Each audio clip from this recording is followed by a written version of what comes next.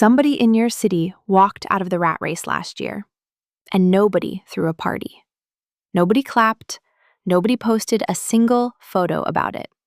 He just stopped showing up, and the building kept running like he had never been there at all. That is what escape actually looks like. It is quiet. From the outside, it is honestly a little boring. And it is happening right now to people who look exactly like you, sitting in the same traffic you sat in this morning. This is the story of Tobin Atlas. 6 years inside a beige office, 18 months building the door out. And the strangest part is that the exit was never hidden. He simply was not looking sideways. Fast housekeeping. I am not a financial advisor. I am not a fiduciary. I am not licensed to do anything except stand here and look expensive. I am a cartoon in a sequin dress who got this job because my father owns the building and needed somewhere to park me where I could not break anything. So treat this as a story, not a strategy. Do your own homework and go talk to a professional who has an actual last name on an actual license. 7:15 on a Wednesday. The alarm on Tobin's nightstand has been going off for a full 15 minutes, and he has already beaten it into silence 3 separate times. His body is heavy. His head is tired. He has not opened his eyes yet. He reaches for his phone before he reaches for the light. 14 unread emails are waiting. 4 of them landed after 11 at night. 3 of those came from Doug. Doug does not sleep, and Doug has quietly decided that Tobin should not either. Bathroom. Toothbrush. Mirror. The face in the mirror is 32 years old and doing a very convincing impression of 45. Same shirt style as yesterday, same flat front pants, same shoes chosen entirely for standing on tile. Nothing in that closet says one word about who he is. It only says he read the dress code and agreed to it. He owns 6 of these shirts, and he has never once chosen one on purpose. Hold on, pause the sad music. This man walks out of that building with $50,000 in the bank, and not one coworker figures out what happened. Stay with me, because how he did it is stranger than why. Granola bar off the counter. He eats it walking out the door. Breakfast has not actually happened in that apartment in 3 years. Into the car. A 9-year-old sedan with a cracked cup holder. It runs. It costs him $440 a month, and it will keep costing him that for 2 more years. Same highway, same exit, same garage, same badge, same elevator. 6th floor. The same desk he has occupied for 6 years. He opens the laptop and starts answering emails. And somewhere behind his ribs, a small voice asks the question he has been outrunning since he was 26. Is this it? Is this really what all that work was for? Rewind 8 years. Tobin is 24. He has a business degree with a marketing focus from a state school he picked because it made sense. His parents were proud. His counselor called it practical. Everyone he knew was doing the same thing. The cap and gown still smell like the rental shop. His student loan balance sits at $34,000. That number is enormous, but he is not worried because he has a job, a real job, a career. The company is called Northgate Wealth Partners, 300 employees. They help other people manage retirement accounts. A respectable place, the kind of place parents mention to their friends at dinner. His first day is a Monday in September. The air conditioning in his car is broken. He is sweating through a $45 dress shirt from the outlet mall that is too wide in the shoulders. He does not care. He is thrilled. Polished lobby floor. A receptionist smiles and hands him a temporary badge with his name printed on it. His name on a badge. That means something to him. 3rd floor. The doors open onto an open office. Gray carpet, low walls. 40 people typing. A man in a blue shirt is talking about quarterly earnings like he has done it 1,000 times. Because he has. To the right, A woman his age stares at a spreadsheet and does not look up. Across the row, two people argue quietly about a report. One says the numbers do not add up. The other says she needs it by noon anyway. Tobin takes a breath. This is it. He made it. Nobody tells him that the desk he is assigned that morning is the desk he will still be sitting at when he is 32. Nobody tells him anything, actually. They hand him a laptop and a login and point at a chair. The first year is genuinely good. He is learning, he is meeting people, he is earning $49,000 a year, which lands as about $36,000 after taxes. After rent and loans and the car payment, there is not much left. But he is young. He has time. Time is the one thing he is convinced he has plenty of. He runs the math once on a napkin and decides never to run it again. $49,000 sounds like an adult number until you divide it by 12 and subtract the parts that were never really his. His boss is Doug. Doug is 39, perfect side part, black company SUV, in at 7, out at 7, always in a meeting, always on his phone, always stressed. Doug teaches him the basics, the software, logging client calls, filling out reports, writing professional emails, always open with, "I hope this email finds you well," because it makes you sound polite. Tobin nods and writes it down. He does not know he is going to type that exact sentence more than 500 times over the next 6 years. Mornings are emails, client calls, spreadsheets. He learns Excel properly, pivot tables, lookup formulas, conditional formatting. Skills he did not know existed become the shape of his entire day. Afternoons are meetings. Meetings about projects, meetings about meetings. Meetings that could have been a 2-line email and were not. He nods when everyone else nods. He takes notes in a cheap spiral notebook. He learns the vocabulary. Circle back. Take it offline. Low-hanging fruit. Synergy. Words that mean nothing but sound like they mean something. That is the entire point of them. By month 9, he can predict every meeting before it starts. Who talks first? Who says nothing? Who says the thing at minute 40 that everyone already said at minute 5? It is a script, and nobody wrote it down. Lunch is 30 minutes, turkey and cheese from home. He eats at his desk and scrolls more email. In the break room, his coworkers complain about the same 3 things: the coffee machine, the thermostat, the expense software. He complains too. It feels like friendship. The commute is 35 minutes each way. Same roads, same traffic, same garage. His apartment is a 1-bedroom with beige walls for $950 a month. At first, he does not mind the drive. It is podcast time. It is call your mother time. But after a while, he notices the thoughts never change. What is for dinner? Laundry. How long can I keep doing this? Fridays are better. People smile. People wear jeans. Sometimes there are drinks at a bar called the Copper Elbow. Cheap beer, fried appetizers, the same jokes every week. It is fine. It is normal.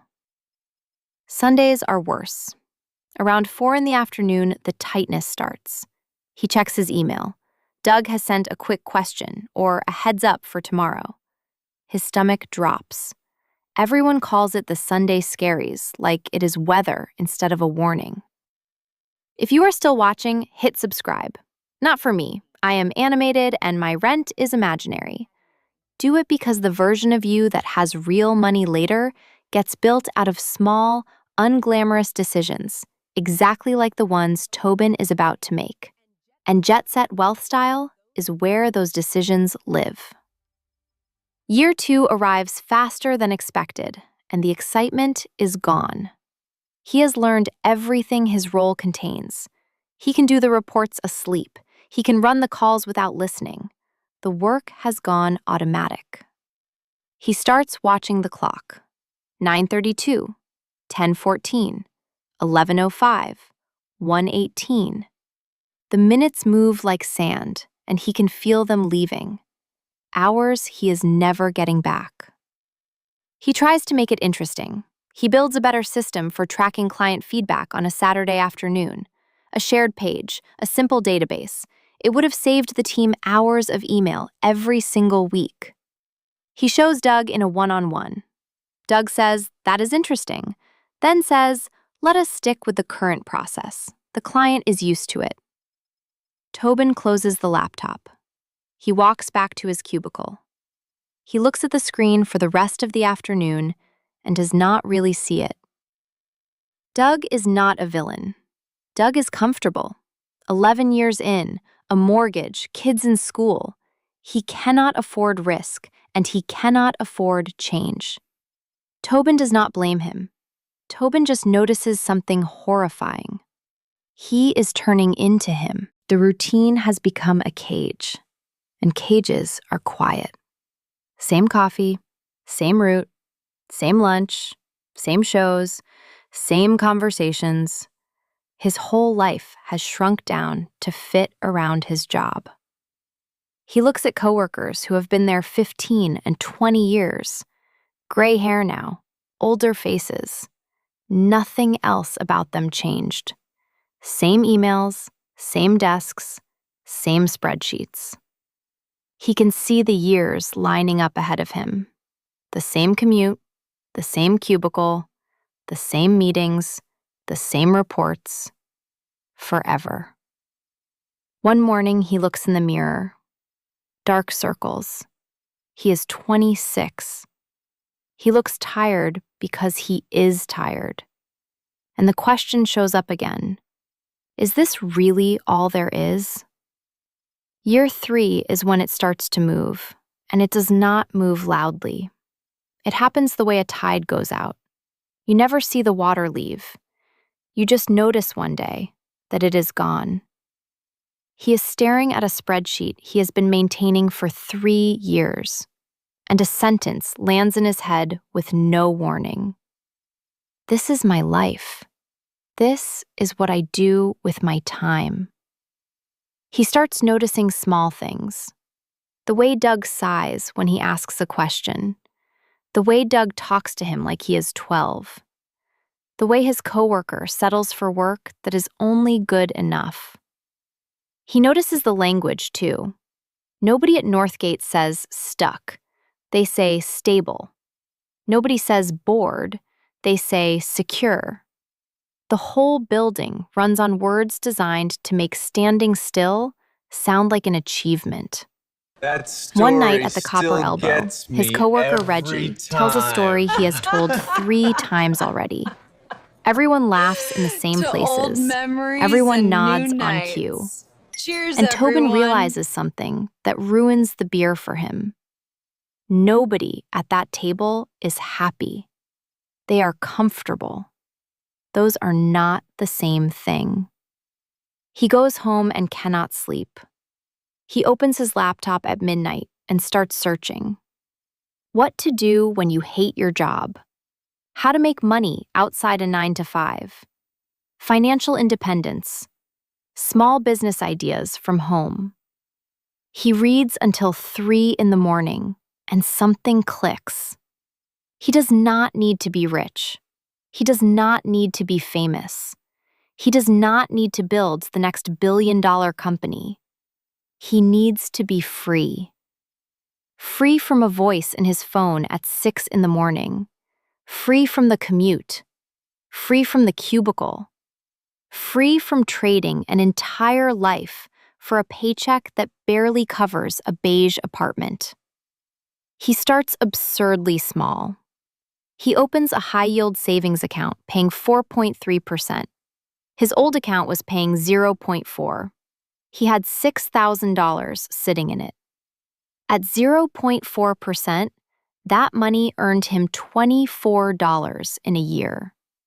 At 4.3%, it earned $258.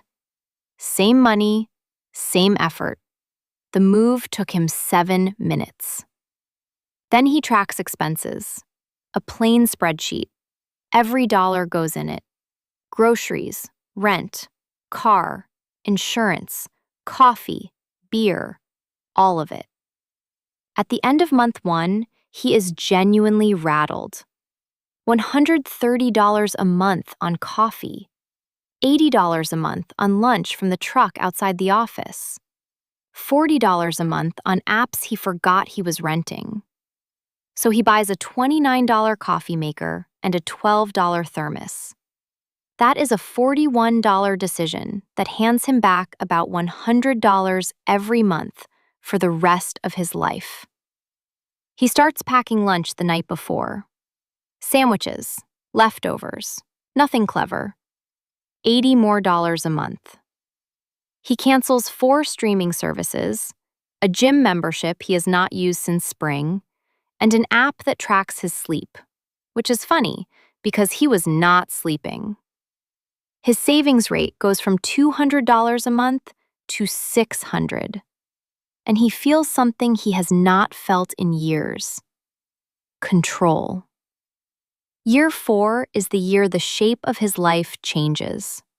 He starts a business, and it is not impressive. He does not tell his parents about it for 8 months. He sells other people's things. He finds items priced below what they are worth and moves them to people who will pay what they are worth. A used coffee table on a resale site for $40. He cleans it. He sands the top. He restains it. He photographs it in natural light next to a window. He lists it for $180. It sells in 3 days. Then he does it again. A lamp for $20, sold for $90. 4 dining chairs for $60, sold for $200. A mid-century dresser for $80 that he refinishes with new hardware and sells for $300. $400 a month. Then $600. Then $800. Not life-changing money, just proof. He buys a used pickup truck so he can haul bigger pieces. It is the first thing he has ever bought that makes him money instead of costing him money. His first estate sale is a Saturday at 7 in the morning, 40 people in a driveway. He walks out with a dresser, 2 lamps, and a box of brass hardware for $110 total. He clears $400 on it by Thursday. And he figures out what he actually has. He can see value where other people see junk. A dusty table at an estate sale. A bookshelf that needs 1 hour of cleaning. Good bones under a bad finish. His apartment manager sees him carrying furniture up the stairs and asks what he is doing. He tells her. She starts giving him first look at everything left behind in cleared-out units. A friend of a friend moves across the country and needs a whole apartment gone by Friday. Tobin takes the lot for $100. He sells it for $800. The money is good. The freedom is better. But he still has the job, the one paying $55,000, the one quietly draining him, the one he is getting worse at because he cannot make himself care anymore. So he pulls back. He stops staying late. He stops volunteering. He does exactly what the job requires and not one thing more. Doug notices. He asks if Tobin is okay and says he seems distracted. Tobin says he is just tired. Doug nods and walks away and never asks again because he was not checking on a person. He was checking on output. Year 5 is the year he chooses. He is sitting in one of Doug's meetings. Quarterly projections, graphs that go up, lines that move right, heads nodding at nothing. He looks around the room. 15 people. 15 tired faces. Slightly bigger houses, slightly nicer cars, slightly more gray. And every one of them is counting down to retirement. Some have 20 years left. Some have 25. None of them are leaving. They are going to keep sitting in this room until somebody hands them a cake and a handshake. One of them almost left once. He mentions it at the holiday party every year. He had an offer, a real one, and he turned it down because the health plan was better where he was. That was 9 years ago, and he still brings it up. That is the moment. Not a speech, not a movie scene, just a quiet decision in a room full of people who did not notice. He does not want to be them. He opens a spreadsheet under the table and starts running numbers. $600 a month, invested at an average of 10%, becomes about $120,000 in 10 years. Push it to 15 years, and it becomes about $250,000. Add $800 a month from furniture, and the number roughly doubles. He is looking at $500,000 built out of decisions he is already making. And then the sentence that ends his career arrives. He is already doing the work. He is just not doing it for himself. 5 years running a race for a company that would replace him in 11 days, making money for people who could not spell his name. He does not quit the next day. He does not quit the next month. He builds a plan with actual numbers in it, which is the part everybody skips. 3 numbers on a blank page. Current savings, $12,000. Number required to walk, $50,000. Monthly savings rate with both incomes, about $2,000. 50,000 minus 12,000 is 38,000. At $2,000 a month, that is 19 months. 19 months is not a fantasy. 19 months is a calendar. The next year and a half is unglamorous. He keeps the job. He keeps flipping. He adds a small consulting practice, helping local businesses with marketing.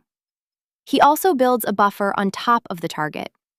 6 months of expenses in cash that he refuses to touch. Because a plan without a cushion is not a plan. It is a dare.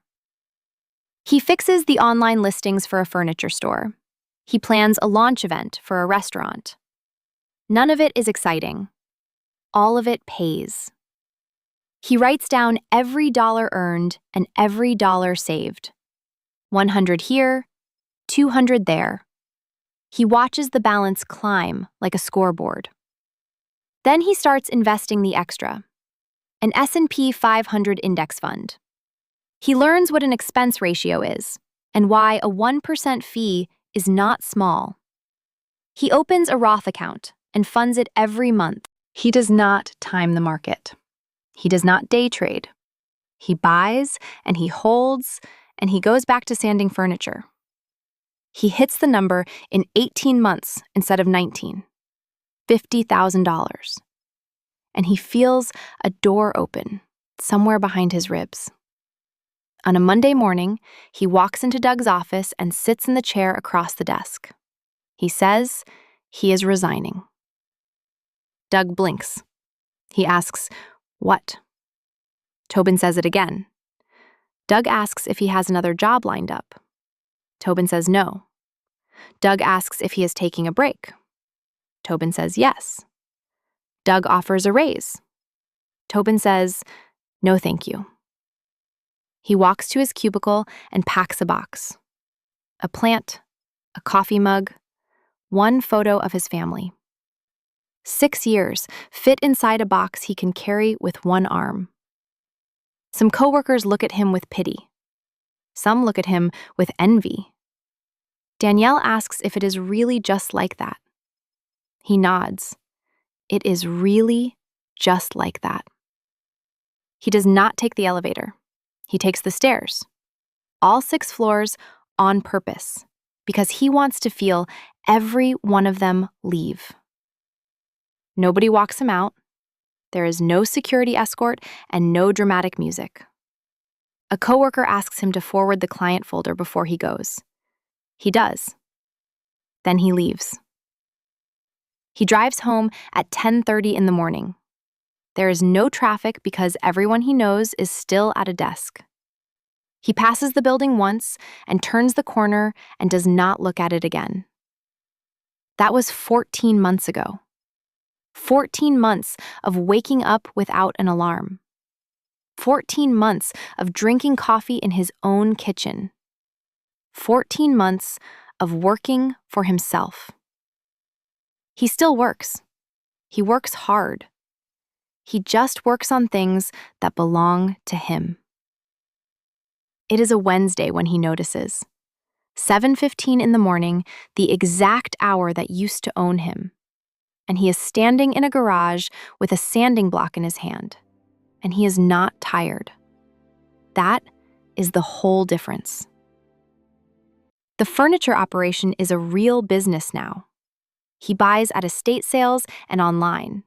He refinishes in the garage. He sells for about 3 times what he paid. He consults for local businesses on marketing and customer data and simple systems that save them hours. He works with people who like him and pay on time, which turns out to be a real category of person. He builds templates, checklists for small business owners, budget trackers, content calendars. He sells them online. They do not make him rich. They make him something better, which is income that shows up while he is asleep. His investments have crossed $70,000. Money he saved, money he invested, and money that grew without him touching it. He does not live a flashy life. Same apartment, same car, but his expenses are lower than they have ever been.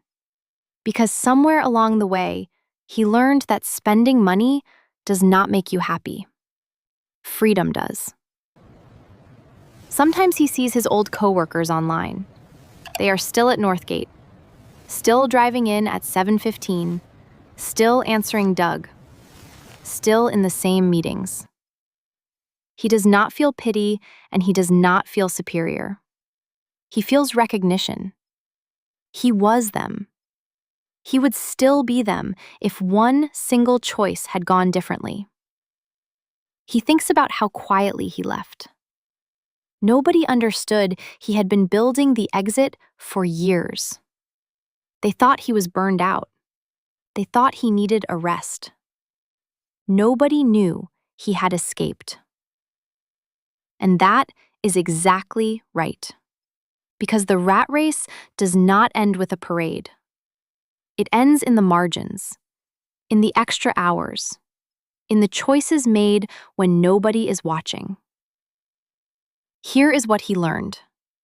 The rat race is not a race. It is a maze. And it was built by people who need you to keep running the same 4 hallways. They want you working harder. They want you working longer. They want you convinced that the only way out is straight through the middle. That is the trick. The way out is sideways. Sideways is saving a little more than you spend. Sideways is putting money into things that grow. Sideways is a side project that pays.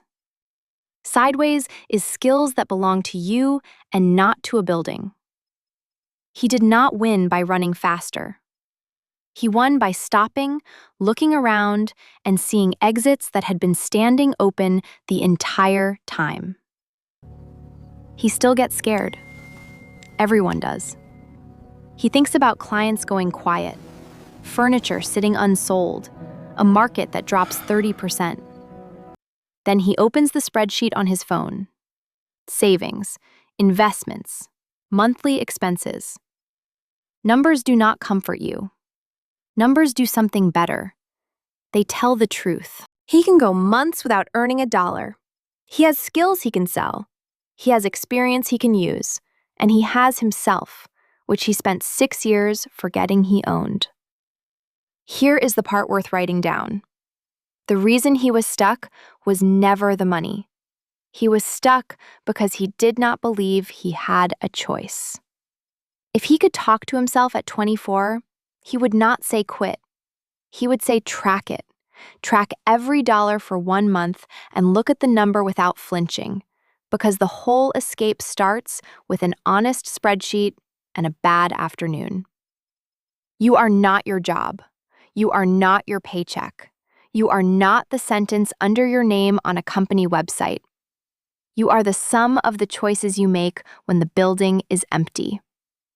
The rat race is not a requirement. It is a subscription, and subscriptions can be canceled. So start. $1, one skill, one boring decision at a time. Because somebody in your city is going to walk out of that building this year, and nobody is going to throw them a party, and nobody is going to clap. And one morning, they are going to pour a cup of coffee in a quiet apartment and realize they are already out. That could be you. And honestly, it should be. Head down to the description and grab the ebooks, take the financial calculators for a spin, and dig through the rest of the free resources waiting at Jet Set Wealth Style.